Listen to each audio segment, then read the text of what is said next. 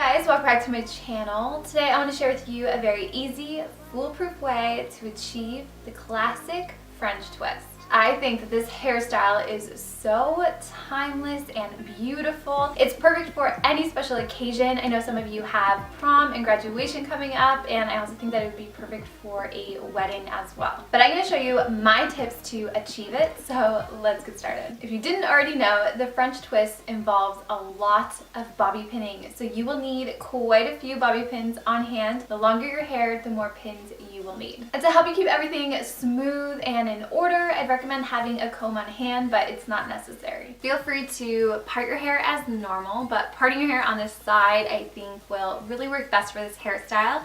And what you want to do is just brush all of your hair back, making sure it's free of any knots or tangles so that we're left with a really nice smooth finish. Then you just want to gather all of your hair at the back of your neck, nice and low, making sure that you're grabbing all of those little baby neck hairs as well. This is going to give you a more polished finish, and you would just want to make sure that everything is nice and tight and smooth. Then grab the base of your ponytail with your one hand, and you just want to begin twisting the base in a clockwise motion, keeping everything nice and tight. Once you start twisting it, direct your ponytail upwards, and you'll notice the twist of the French twist just forms on its own.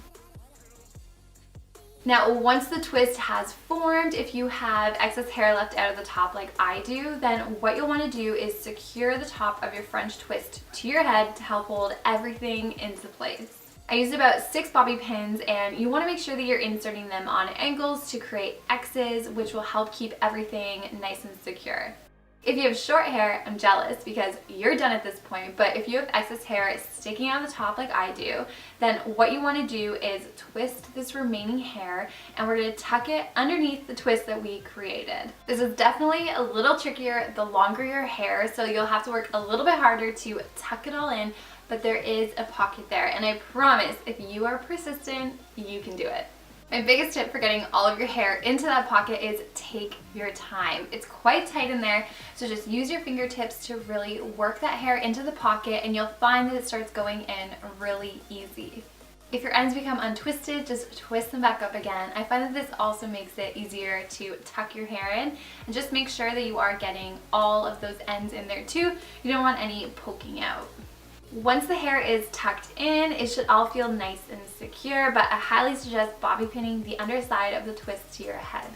I used about 5 bobby pins, inserting them vertically as well as in an X at the base of my twist, just to really hold everything in place. When you're bobby pinning your hair, you want to try your best to keep them hidden, but if some of them are showing and you do want to cover them up, what you can do is grab the side of the French twist and gently pull it over the bobby pins, and then secure it vertically with a bobby pin into place. And you just want to repeat this all the way up the French twist, and this will hide all of your bobby pins.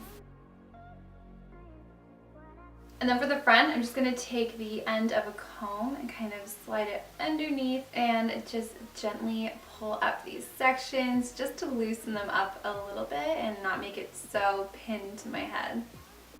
So there you have it, you guys. That is how you create this beautiful and classic French twist hairstyle. I've always thought that the French twist was so timeless and classic. I just think that it's perfect for any special occasion. You guys will have to comment down below and let me know if you're looking forward to any special events this summer. I'd love to know if you are graduating, maybe you're going to prom for the first time, or maybe, I know there's some of you that are getting married, so comment down below, I'd love to hear. And maybe you're like me and you don't have any big celebrations this summer, and you're always celebrating your friends who are getting married, having babies, and graduating. So if you are like me, don't forget to celebrate yourself. Go out for dinner and have an event or have a party just because. But thank you guys so much for watching. I really hope you enjoyed this tutorial. If you did, don't forget to give it a thumbs up, and I'll talk to you guys soon, or on Twitter, Instagram, and of course in the comments below. So bye!